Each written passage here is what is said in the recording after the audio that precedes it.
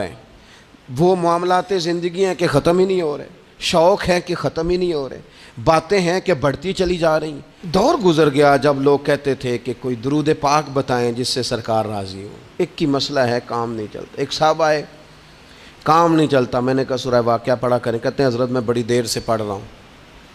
میں نے کہا چلیں کوئی صدقات دے کے دیکھ لیں، کہنے لگے بڑی دیر سے دے رہا ہوں۔ میں نے انہیں ایک اور وظیفہ بتایا، کہنے لگے یہ بھی مجھے کسی نے بتایا تھا، بڑی دیر سے کر رہا ہوں۔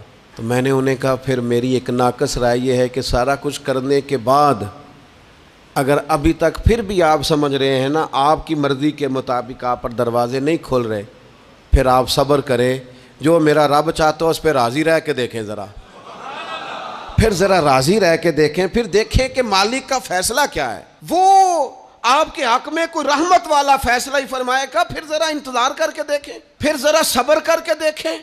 پھر وہ کہتا وَبَشِّرِ الصَّابِرِينَ، محبوب یہ جنہوں نے صبر کیا ہے انہیں میری رحمت کی خوشخبری سنا دو۔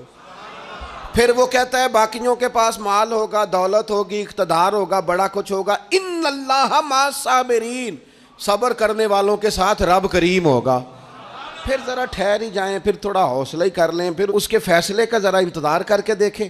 ہم نا من چاہیے زندگی کے پیچھے پریشان ہیں اپنی آخرت کے، اور آخرت کرتی کیا ہے؟ جب آپ کا آخرت پر یقین پکا ہو جاتا ہے نا، پھر لازمی طور پر انسان کے اعمال سنورتا ہے۔ آپ یقین کریں سنورتے ہیں، 100% سنورتے ہیں۔ آپ آخرت پر جتنا جتنا یقین، حضرت عمر کا آخرت پر یقین پکا تھا نا، دنیا میں مکان ہی کوئی نہیں بنایا، پکا تھا۔ سیدنا مولا علی شیر خدا امیر المومنین بھی ہو گئے تو طامت پھر بھی پھٹی ہوئی تھی، پکا یقین تھا نا کہ اللہ نے ہمارے لیے آگے بڑی نعمتیں تیار کی ہوئی ہیں۔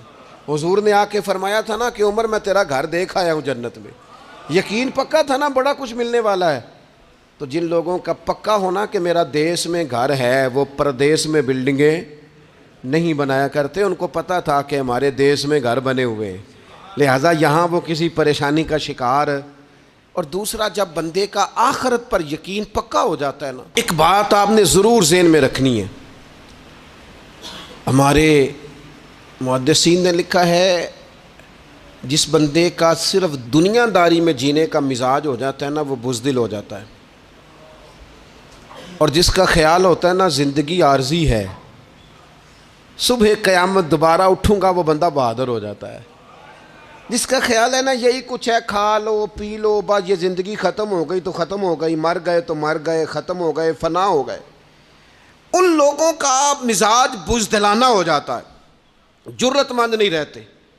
اور جن کا یہ خیال ہوتا ہے نا مرنے کے بعد بھی اٹھنا ہے، ایک نئی زندگی اللہ عطا کرے گا، وہ لوگ پھر موت سے گھبراتے نہیں، انہیں مرنے سے ڈر نہیں لگتا۔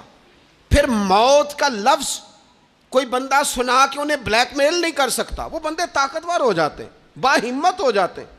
حضرت جابر بن عبداللہ فرماتے ہیں، بخاری میں حدیث ہے، فرماتے ہیں ایک احد والے دن ایک صحابی کھجور کھا رہے تھے، تو کھجور کھاتے کھاتے انہوں نے نبی پاک صلی اللہ تعالیٰ علیہ وسلم کی خدمت میں عرض کی، حضور اگر میں آج شہید ہو جاؤں تو کہاں جاؤں گا؟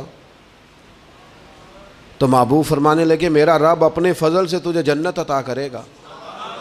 حضرت جابر ابن عبداللہ رضی اللہ تعالیٰ عنہ فرماتے ہیں اس بندے نے کیا کیا، اس نے نا کھجور جتنی کھا لی تھی کھا لی، باقی نکال دی منہ سے، تلوار لی، میدان میں گئے، شہید ہو گئے۔ سبق ہمیں کیا دیا؟ کہنے لگے جب مرتے ہی اللہ تعالیٰ جنت عطا کرے گا، پھر کھجور کھاتے کھاتے رہنے والی دیر بھی کیوں کرنی ہے؟ پھر چھوڑو، جنت میں جا کے اللہ کے دیے ہوئے انعام کھائیں گے۔ کھجور کھانے کی بھی دیر برداشت نہیں کی۔ یہ آخرت کا اجر، آخرت میں رب کی بارگاہ میں کھڑے ہونے کا تصور بندے کو طاقتور کر دیتا۔ وہ بزدل، اقبال کیا کہتے ہیں؟ اقبال کہتے ہیں موت کو سمجھے ہیں غافل اختتام زندگی، یہ ہے شام زندگی پھر صبح دوام زندگی۔ اور حضرت بلے شاہ بھی بول پڑے، وہ کہنے لگے عرش فرشتے بانگاں ملیاں مکے پہ گیا شور، بلے شاہ آسان نہیں ہوں مرنا، یہ تے مر گیا ہی کوئی ہور، یہ تو کسی۔ اور پھر ایک اور درویش بولے، وہ کہنے لگے وارث شاہ او کدو مردے، وارث شاہ او کدو مردے جنہ کیتیاں نیک کمائیاں نے۔ وہ تو اللہ کی بارگاہ میں انعام پاتے ہیں. ایک پل ہے موت, اس پل سے گزرتے ہیں, پھر رب کا فضل انہیں ملتا ہے. میں کئی دفعہ کہہ چکا ہوں, پھر کہتا ہوں, یہ جب بہت ٹینشن بن گئی نا